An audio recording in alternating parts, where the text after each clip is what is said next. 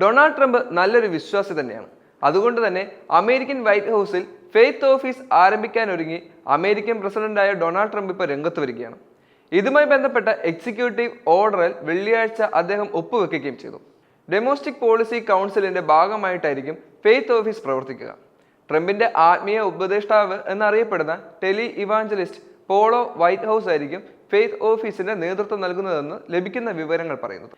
അമേരിക്കയിൽ ക്രൈസ്തവർ നേരിടുന്ന പീഡനങ്ങൾ ഇല്ലാതാക്കാൻ ലക്ഷ്യമിട്ടുകൊണ്ട് പുതിയ അറ്റോർണി ജനറലായ പാം ബോണ്ടയ്ക്ക് കീഴിൽ ഒരു നേതൃത്വ സംഘം ദൗത്യം ആരംഭിച്ചു കഴിഞ്ഞു.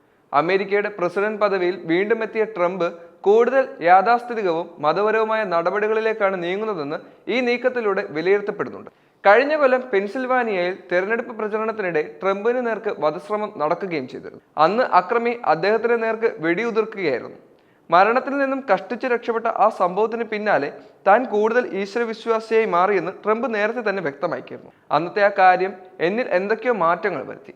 ഞാൻ ഈശ്വരനിൽ വിശ്വസിച്ചിരുന്നു, എന്നാൽ ഇപ്പോൾ അത് കൂടുതൽ ശക്തമായി തീർന്നിരിക്കുന്നു എന്നായിരുന്നു ക്യാപിറ്റോളിൽ വ്യാഴാഴ്ചത്തെ പ്രെയർ ബ്രേക്ക്ഫാസ്റ്റ് വേളയിൽ ട്രംപ് പറഞ്ഞിരുന്നത്. എന്താണെങ്കിലും ട്രംപിന്റെ ഈ ഒരു നിലപാട് വൈറ്റ് ഹൗസിൽ എന്തൊക്കെ മാറ്റം കൊണ്ടുവരും എന്നുള്ളത് വ്യക്തമല്ല. ഈശ്വരവിശ്വാസം നല്ലതാണെന്നുള്ള കാര്യത്തിൽ യാതൊരു സംശയവുമില്ല.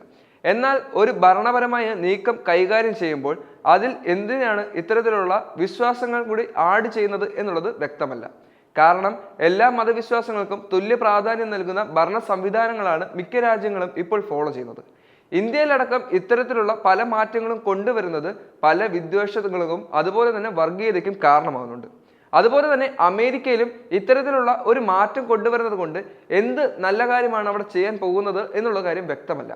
എന്താണെങ്കിലും പ്രാർത്ഥന എന്തുകൊണ്ടും നല്ലത് തന്നെയാണ്. പക്ഷേ അതൊരു ഭരണ സംവിധാനത്തിലേക്ക് ഇംപ്ലിമെന്റ് ചെയ്യുമ്പോഴുള്ള വ്യത്യാസങ്ങളും അതുപോലെ തന്നെ അതിന് ഭാഗമായി ഉണ്ടാകുന്ന മറ്റ് പ്രത്യാഘാതങ്ങളും ഇനി വരും കാലങ്ങളിൽ നമുക്ക് ചർച്ച ചെയ്യേണ്ടിയിരിക്കുന്നു.